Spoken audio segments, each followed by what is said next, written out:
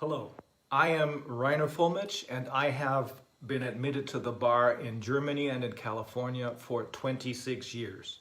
I have been practicing law primarily as a trial lawyer against fraudulent corporations such as Deutsche Bank, formerly one of the world's largest and most respected banks, today one of the most toxic criminal organizations in the world. VW, one of the world's largest and most respected car manufacturers, today notorious for its giant diesel fraud, and Kuehne and Nagel, the world's largest shipping company. We're suing them in a multi-million-dollar bribery case. I'm also one of 4 members of the German Corona Investigative Committee. Since July 10th, 2020, this committee has been listening to a large number of international scientists and experts' testimony to find answers to questions about the corona crisis, which more and more people worldwide are asking. All the above-mentioned cases of corruption and fraud committed by the German corporations pale in comparison in view of the extent of the damage that the corona crisis has caused and continues to cause.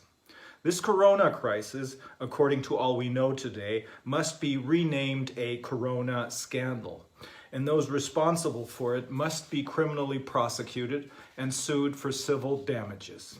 On a political level, everything must be done to make sure that no one will ever again be in a position of such power as to be able to defraud humanity or to attempt to manipulate us with their corrupt agendas.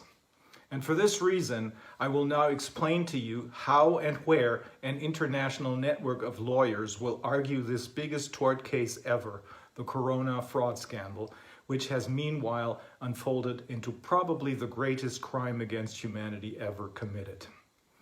Crimes against humanity were first defined in connection with the Nuremberg trials, after World War II that is, when they dealt with the main war criminals of the Third Reich.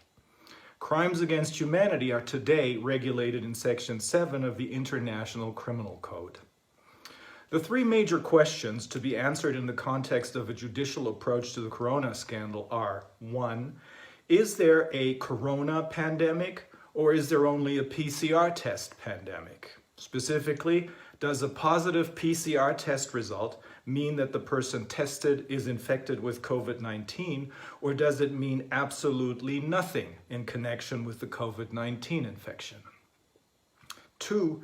Do the so-called anti-corona measures, such as the lockdown, mandatory face masks, social distancing, and quarantine regulations serve to protect the world's population from corona? Or do these measures serve only to make people panic so that they believe, without asking any questions, that their lives are in danger, so that in the end, the pharmaceutical and tech industries can generate huge profits from the sale of PCR tests, antigen and antibody tests, and vaccines, as well as the harvesting of our genetic fingerprints? And 3, is it true that the German government was massively lobbied, more so than any other country, by the chief protagonists of this so-called corona pandemic, Mr. Drosten, virologist at Charité Hospital in Berlin, Mr. Wheeler, veterinarian and head of the German equivalent of the CDC, the RKI, and Mr. Tedros, head of the World Health Organization, or WHO, because of Germany is known as a particularly disciplined country and was therefore to become a role model for the rest of the world for its strict and, of course, successful adherence to the corona measures. Answers to these 3 questions are urgently needed because the allegedly new and highly dangerous coronavirus has not caused any excess mortality anywhere in the world, and certainly not here in Germany. But the anti-corona measures, whose only basis are the PCR test results, which are in turn all based on the German Drosten test, have, in the meantime, caused the loss of innumerable human lives and have destroyed the economic existence of countless companies and individuals worldwide.